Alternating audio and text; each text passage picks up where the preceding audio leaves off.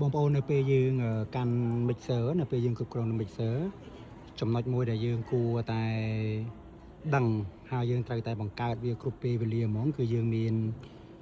DCA បងប្អូនត្រូវតែមានពីព្រោះ DCA សំខាន់មែនតើបើកាលណាបើយើងអត់ប្រើជាមួយ DCA ទេវាធ្វើឲ្យ sound យើងវា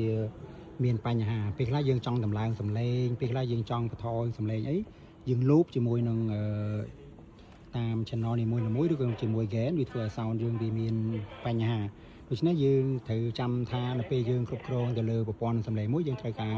បង្កើត DCA បាទអញ្ចឹងខ្ញុំនឹងប្រាប់បងប្អូនថា DCA សំខាន់ដែលយើងគួរបង្កើតមាននេះខ្លះដែលយើងមិនអាចបាត់បង់បានទី1គឺយើងត្រូវតែបង្កើតជាមួយនឹង DCA kick បាទនេះអញ្ចឹងបងប្អូនឃើញយើងមានអក្សរនេះយើងមាន kick បាទអញ្ចឹង kick នេះយើងអាចដាក់ជាមួយនឹង guitar bass ក៏បានដែរហើយមួយទៀត DCA ជាមួយនឹង effect ហើយជាមួយនឹង vocal ជាមួយនឹង keyboard ជាមួយ